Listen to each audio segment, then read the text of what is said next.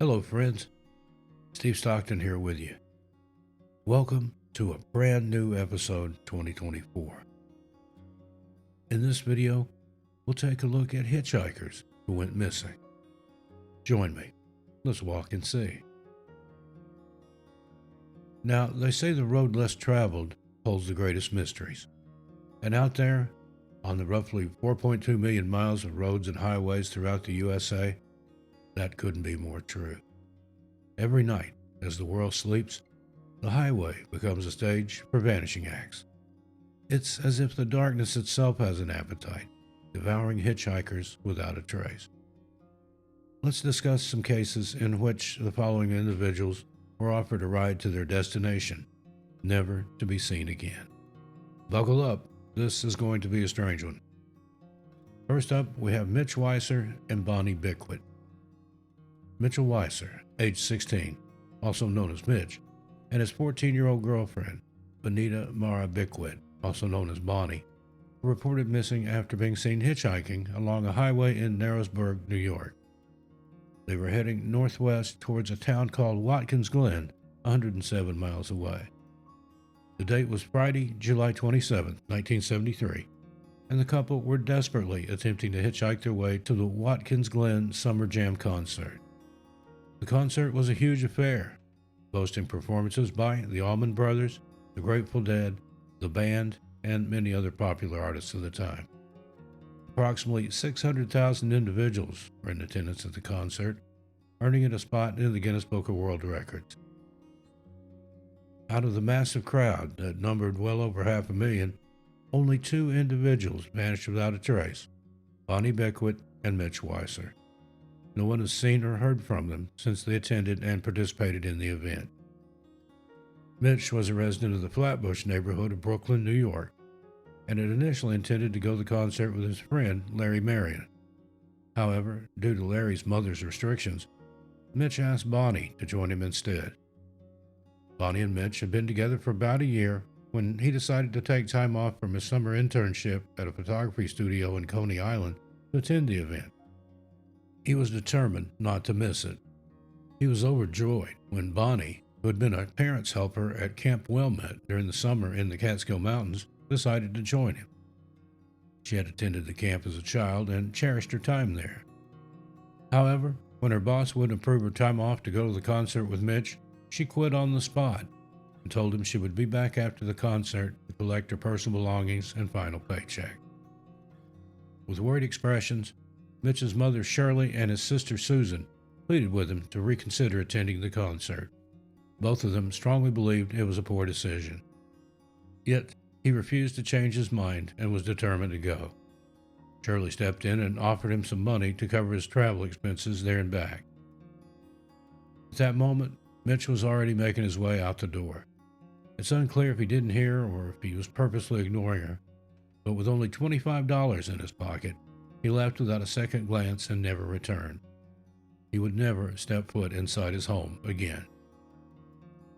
Mitch rode a bus to Narrowsburg and then hopped on another one to Camp Wellmet, where he arrived around midnight on Thursday. By this point, he was almost completely broke. He made sure to call his mother and sister to let them know he arrived safely, but also that he had very little money left. His mother and sister were understandably worried and tried once again to convince him not to go. But Mitch assured them that he would be fine and promised to see them when he returned home on Sunday. His plan was to hitchhike 150 miles northwest so he could attend the outdoor concert with Bonnie. After spending the night at their campsite, they had breakfast on Friday morning before embarking on what they thought would be an exciting adventure. A kind man in a pickup truck offered them a ride back to Narrowsburg, and they gratefully accepted before making their way to Highway 97. Using a homemade cardboard sign, they hitchhiked and asked for a ride to the concert. When the truck driver glanced back one last time, little did he know that it would be the final confirmed sighting of the two teenagers. As Sunday night passed without a call or appearance from Mitch as he promised, his family grew increasingly concerned. By the next day, they were filled with worry and dialed Camp Wellmet to speak with Bonnie. To their dismay, they discovered that Bonnie also did not return on Sunday, and no one had heard from her either. Susan and Sidney Weiser, Mitch's sister and father, drove all the way to Watkins Glen to search for the two teenagers, while Mitch's mother, Shirley, waited anxiously at home. Meanwhile, Bonnie's parents, Theodore and Ray, were unaware of their daughter's disappearance since they were vacationing in Cape Cod. Upon hearing the devastating news, they rushed to Camp Wellmet without hesitation. They reported their daughter was missing, hoping for assistance in finding her. However, their hopes were quickly dashed as the police brushed off their concerns and chalked it up to another pair of teenagers who had run away after attending a concert. Just 3 days before her disappearance, Bonnie had sent a letter to her parents. In it, she expressed her happiness at Camp Wellmet and how much she valued the freedom she had there.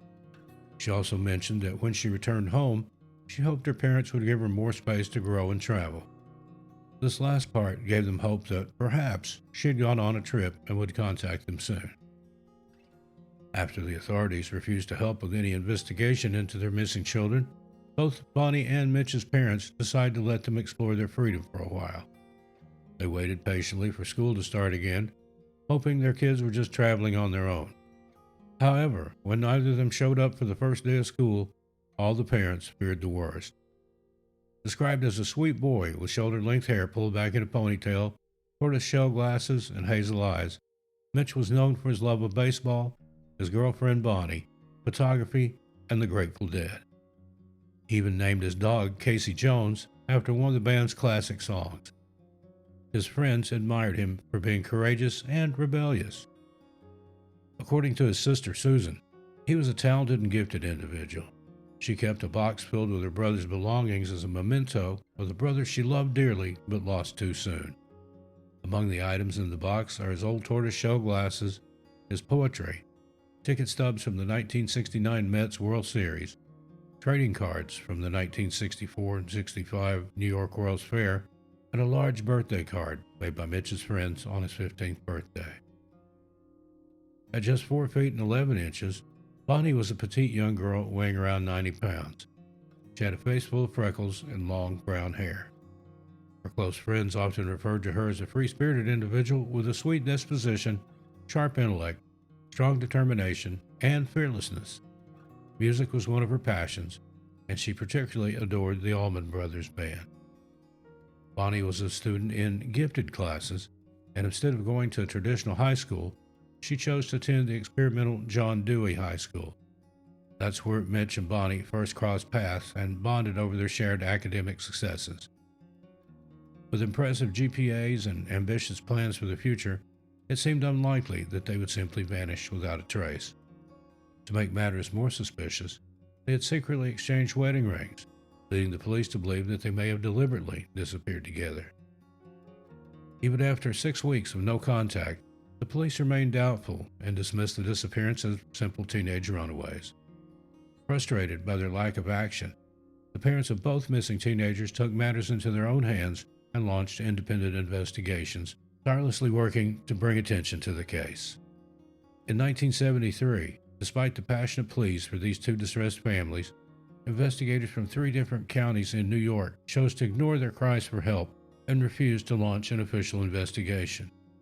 Despite assurances from the NYPD that they would inform other agencies nationwide about the missing teens, they failed to do so. As a result, the Sullivan County Sheriff's Office also neglected to open an investigation on the case. On the 25th anniversary of the disappearance of the teenagers, Bonnie's sister, Cheryl Kagan, decided to launch an investigation to finally uncover the truth behind her sister and Mitch's fate. To her dismay, she discovered that the original case files, notes from investigators, dental records, and a list of potential witnesses had all been lost by both the Sullivan County Sheriff's Office and the NYPD's Missing Persons Squad. As a result, crucial information was not entered into the FBI's National Crime Information Center. A former detective from Sullivan County named Anthony Suarez confessed that he had been assigned to the case in 1994, but never attempted to contact the original investigator or make any effort to solve the mystery of Bonnie and Mitch's disappearance. Anthony Suarez passed away in May of 2020. Now, in the year 2000, a man came forward with a remarkable tale. Unfortunately, it was never confirmed, and the man has since passed away. In summary, He claimed to have hitchhiked with Bonnie and Mitch, who were desperately trying to get home from a concert they couldn't reach. They were supposedly picked up by an orange VW bus, but the driver pulled over when things got too intense. The group stopped at the Susquehanna River for a swim, but unfortunately, both Mitch and Bonnie were swept away by the strong current. The driver left, but promised to contact the police, so the other hitchhiker saw no need to do so himself. Eventually, he did meet with investigators at his own expense, and now the police believe his story is the most likely explanation for what happened to the missing teens. Nevertheless, the families remain doubtful and are waiting to hear from the driver or any other potential witnesses. However, despite their efforts, no one has stepped forward with any information about the incident. This case remains unsolved. Next up, we have the case of Jojo The Lord.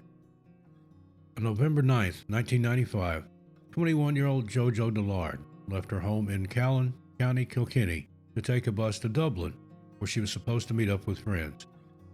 After spending the afternoon at Bruxelles Pub on Grafton Street, she planned to take the bus back home around 10 p.m. However, she missed the last bus of the night and had to board a different one that would take her somewhat close to her final destination in Naas, County Kildare.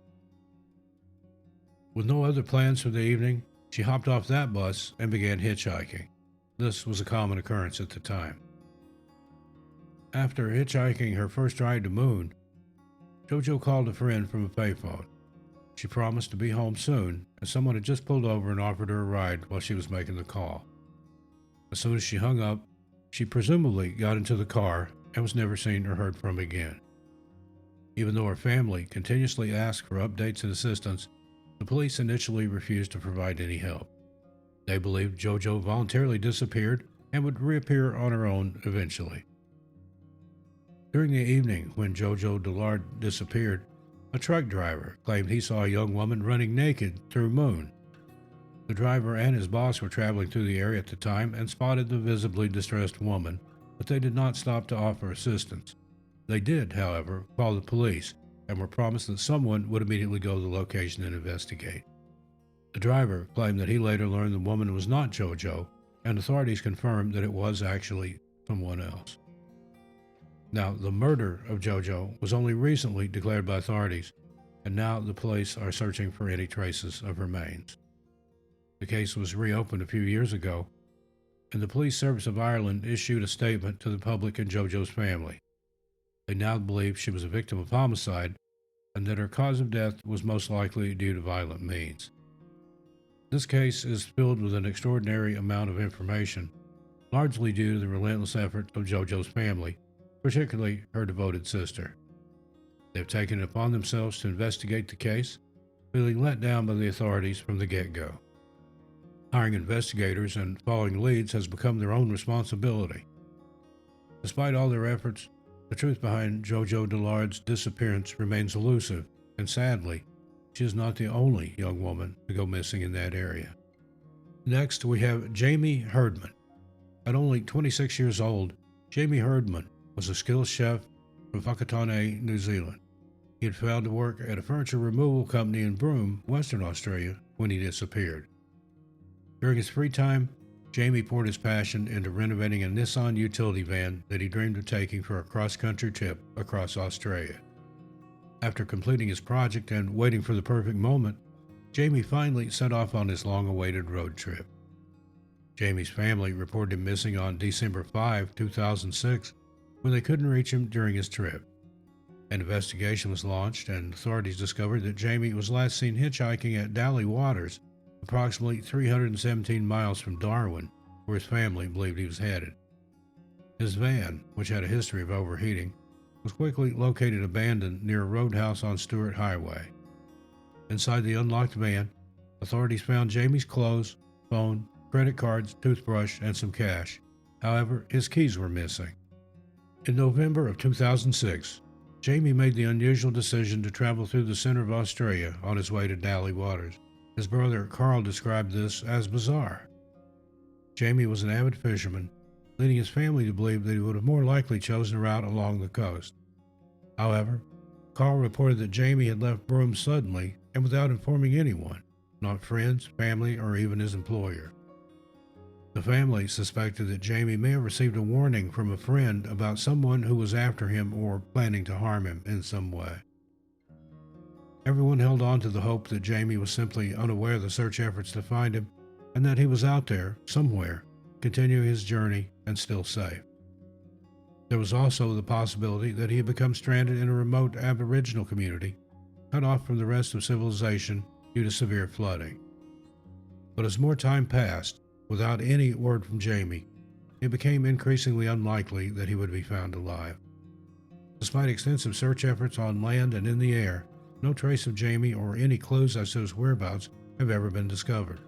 He remains missing to this day, along with many others who have traveled through the isolated Australian outback and never returned home. And finally, Joshua Jones. Joshua Jones, a 29-year-old man from Hurst Rise in Matlock, Derbyshire, England, left his home on December 12, 2020 at approximately 11:30. He told his wife, Talia, that he was going to the pharmacy and would be back soon. Before leaving, he kissed his 2-year-old son and wife goodbye, but never returned. At around noon, CCTV footage captured Joshua at a department store and then later at a nearby Sainsbury grocery store. Witnesses reported seeing him hitchhiking on the A632 towards Chesterfield at around 4 p.m. Prior to his disappearance, Joshua had texted his wife saying, "I love you to the moon and back."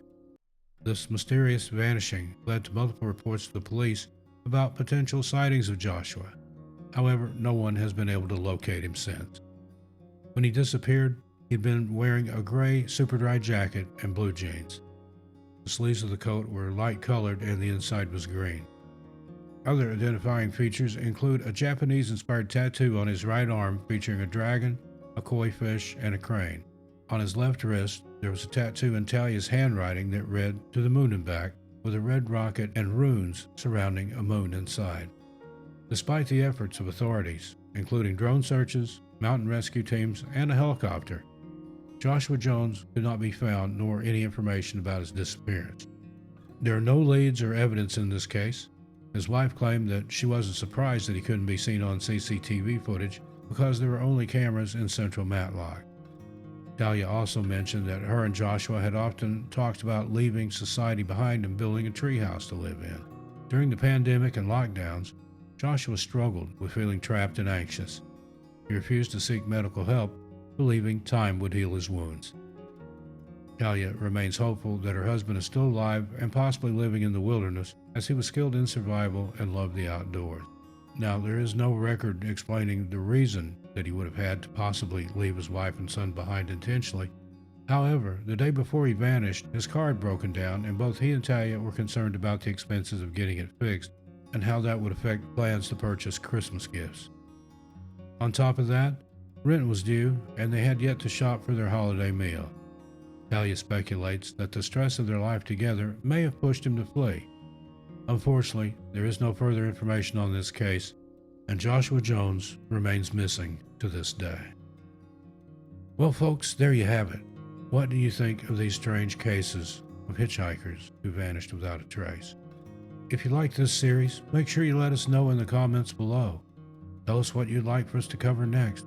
People missing from hospitals, people missing while on the phone, while attending school, or while on vacation. There are lots and lots of different scenarios in which people have gone missing that we can cover. We just need the feedback. I look forward to your comments, but please keep it friendly and respectful. In the meantime, be good to yourselves and each other, and I'll see you just a little further on down the trail. I'm Steve Stockton, and I'll talk to you next time. And please, tell your animals I said hi.